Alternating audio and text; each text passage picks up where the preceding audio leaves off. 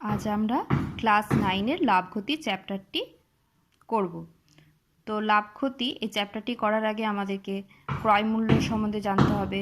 ক্রয় মূল্য, বিক্রয় মূল্য কী, এগুলো সম্বন্ধে আমাদের জানতে হবে। ক্রয় মূল্য বলতে আমরা কি বুঝি? কোনো জিনিস আমরা যে টাকাতে কিনি সেটাকে বলা হচ্ছে ক্রয় মূল্য, আর কোনো জিনিস যে টাকাতে আমরা বিক্রি করি সেটাকে বলে বিক্রয় মূল্য। এবার যদি ক্রয় মূল্য থেকে বিক্রয় মূল্যটা বেশি হয় তখন আমাদের লাভ হবে, আর যদি বিক্রয় মূল্যটা ক্রয় মূল্য থেকে কম হয় তখন কি হবে? ক্ষতি হয়। তাহলে ক্রয় মূল্য লেস দেন বিক্রয় মূল্য, তখন কি হচ্ছে? লাভ হচ্ছে। আর যদি এর উল্টোটা হয়, বিক্রয় মূল্য লেস দেন ক্রয় মূল্য, তখন কি হবে? ক্ষতি হবে। তাহলে আমাদেরকে এখান থেকে জানতে পারছি যে যদি কোনো জিনিসের বিক্রয় মূল্য বেশি হয় তখন কি হয়? লাভ হয়। আর কোনো জিনিসের যদি বিক্রয় মূল্য কম হয় তাহলে কি হয়? ক্ষতি হয়। এবারে আমরা কিছু অঙ্ক করব।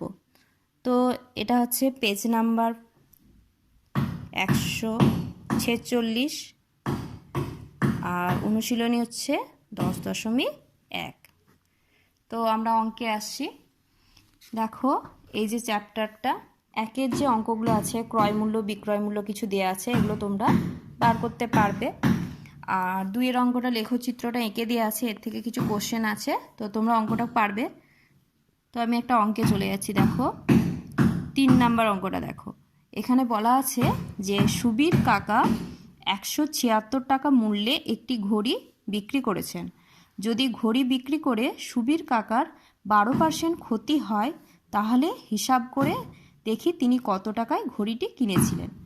তো এখানে ফার্স্টে দেখো যে সুবীর কাকা ঘড়িটি 176 টাকায় বিক্রি করেছেন, তার মানে এখানে কি দেওয়া আছে?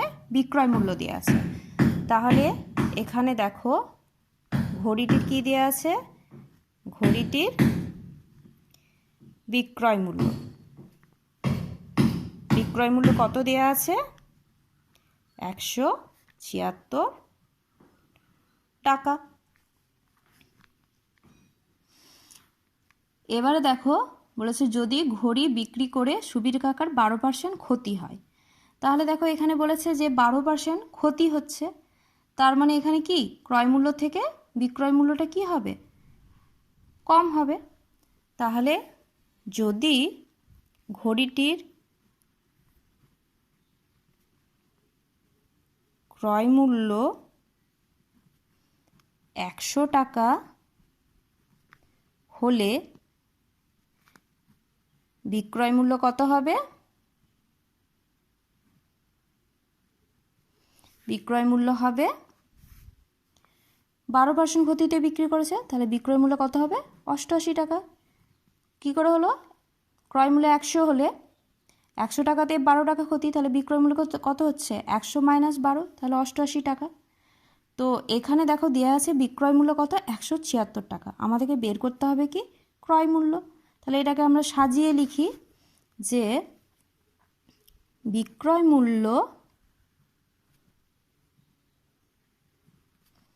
88 টাকা হলে ক্রয় মূল্য হবে 100 টাকা।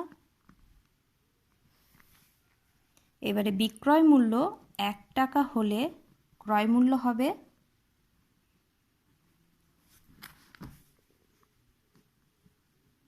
এত টাকা। এবারে বিক্রয় মূল্য 176 টাকা হলে ক্রয় মূল্য হবে,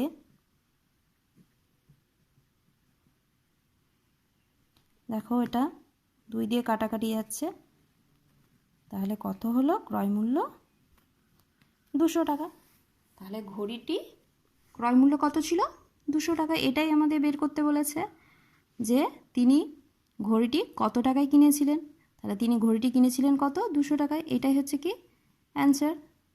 বিক্রয় মূল্যটা দেয়া ছিল আর ক্রয় মূল্যটা বের করতে বলেছে, তাহলে এটা আমাদের অ্যান্সার পেয়ে গেলাম যে 200 টাকা। ঘড়িটির ক্রয় মূল্য 200 টাকা। এবার আমরা একটা পরের অঙ্কে যাচ্ছি। দেখো 5-এর দাগের অঙ্কটা। এখানে বলেছে যে অমলবাবু একটি ছবি 20% ক্ষতিতে বিক্রি করলেন, কিন্তু যদি আরও 200 টাকা বেশি মূল্যে বিক্রয় করলে 5% লাভ করতেন। তিনি ছবিটি কত মূল্যে কিনেছিলেন হিসাব করে লিখি। তাহলে ছবিটির মূল্য আমাদেরকে বের করতে বলেছে। তাহলে এক্ষেত্রে আমরা কোনো একটা পারফেক্ট কোনো কিছু দাম দেওয়া নেই, বলেছে এখানে 200 টাকা বেশি হলে এই ক্ষেত্রে আমরা অঙ্কগুলোকে কী করব, এক্স ধরে করব। তো দেখো 5-এর অঙ্কটা দেখো, এখানে বলেছে যে অঙ্কটা আরেকবার বলছি, দেখো যে অমলবাবু একটি ছবি 20% ক্ষতিতে বিক্রি করেছেন, আর তিনি আরও যদি 200 টাকা বেশি মূল্যে বিক্রি করতেন তাহলে তার 5% কি লাভ হতো। তাহলে ছবিটির তিনি কত মূল্যে কিনেছিলেন সেটা আমাদের বের করতে হবে। তাহলে ধরে নিই ছবিটি তিনি কিনেছিলেন কত, এক্স টাকাতে। তাহলে ধরি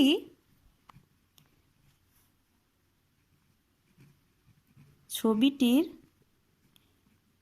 ক্রয় মূল্য সমান এক্স টাকা। তাহলে ছবিটা এখানে কি বলেছে, 20% ক্ষতিতে বিক্রি করেছে। তাহলে ছবিটি 20% ক্ষতিতে বিক্রি করেছেন। তাহলে দেখো 20% ক্ষতিতে বিক্রি করছেন, তাহলে এখানে ছবিটির বিক্রয় মূল্য কত হবে বলো তো। তাহলে অতএব ছবিটির বিক্রয় মূল্য সমান, তাহলে 100 টাকা যদি ছবিটার ক্রয় মূল্য হতো, তাহলে 20% ক্ষতি মানে বিক্রয় মূল্য কত হবে, 80। তাহলে 100 টাকা ক্রয় মূল্য হলে বিক্রয় মূল্য হচ্ছে কত, 80 টাকা। তাহলে 1 টাকা ক্রয় মূল্য হলে বিক্রয় মূল্য কত হচ্ছে, 80/100।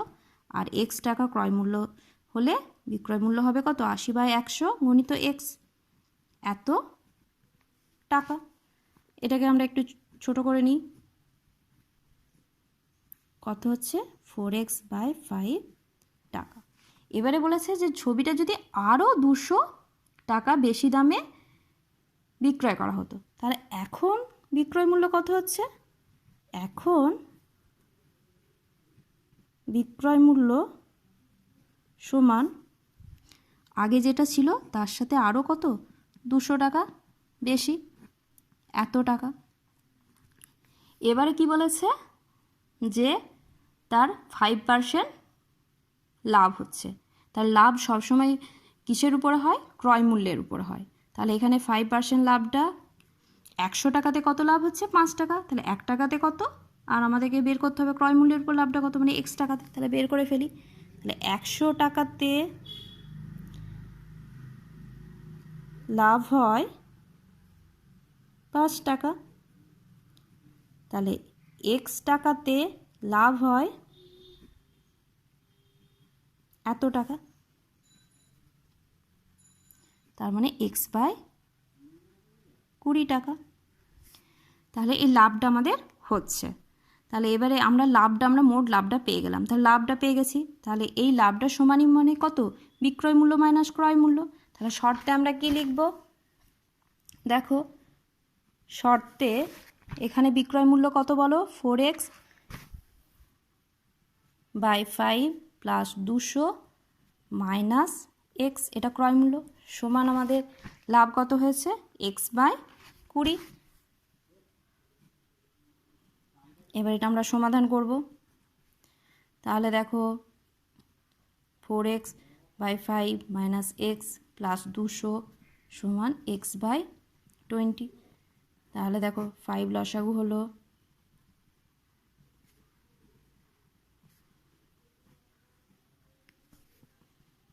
কত হলো, মাইনাস x/5 প্লাস 200 সমান x/20। মেরে 200 সমান, এটা এদিকে চলে গেলে প্লাস হয়ে গেল,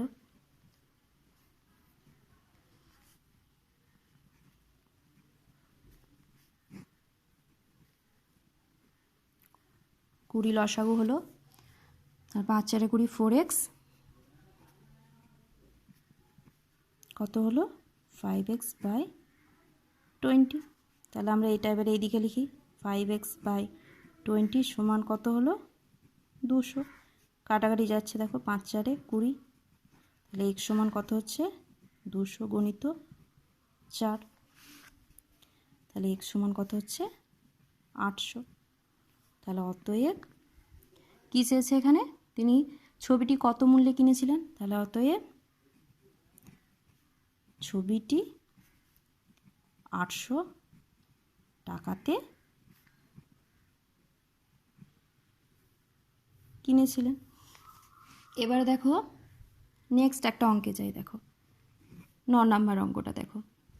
বলছে নিয়ামত চাচা প্রতিটি 5 টাকা দরে 150টি ডিম কিনলেন, কিন্তু দোকানে এনে দেখলেন 8টা ডিম ফেটে গেছে আর 7টা ডিম পচা।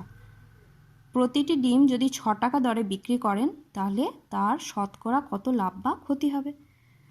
তাহলে এখানে প্রথমে আমরা কি বের করব বলো তো, তাহলে 150টি ডিমের ক্রয় মূল্য বার করি।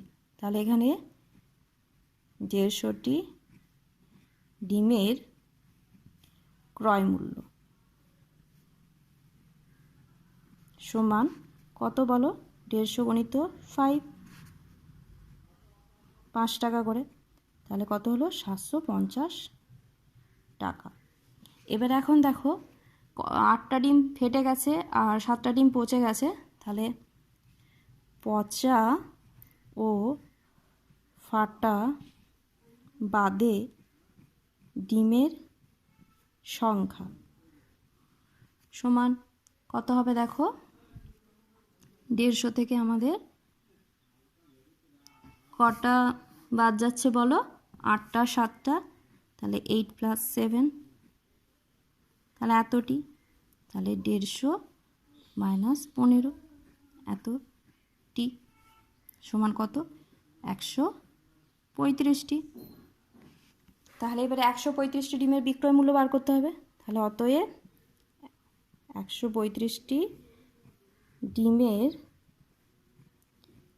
বিক্রয় মূল্য সমান কত হবে, 135 কত টাকা দামে বিক্রি করেছে, প্রতিটা ডিম 6 টাকা, তাহলে এত গুণিত 6 এত টাকা, গুণটা করো,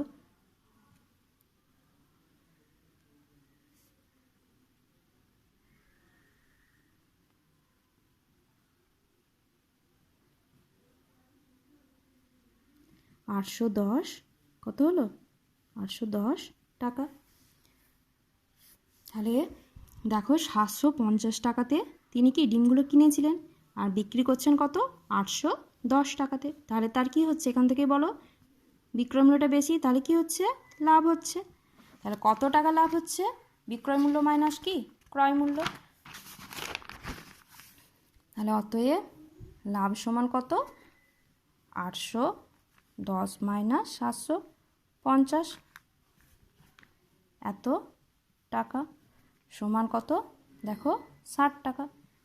এবারে কী বার করতে বলেছে, যে তার শতকরা কত লাভ বা ক্ষতি হয়েছে, তাহলে শতকরা লাভ বার করতে হবে। তাহলে দেখো ক্রয় মূল্যের উপর লাভ মানে 750 টাকাটা ক্রয় মূল্য এখানে, তাহলে 750 টাকাতে লাভ হয় কত 60 টাকা।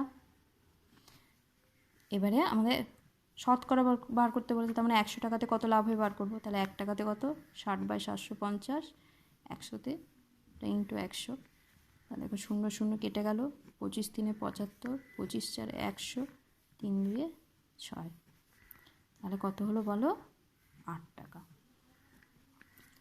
তাহলে দেখো তাহলে তার শতকরা লাভ হচ্ছে কত 8 টাকা। তাহলে অতএব তার শতকরা 8 টাকা কি লাভ হয়। বা এটাও লিখতে পারো যে তার 8% লাভ হয়। শতকরা লিখলে পার্সেন্টেজের চিহ্ন দেবে না। আজকে এই অবধি থাক, এরপরে আরও বেশ কিছু অঙ্ক আছে আমরা করব।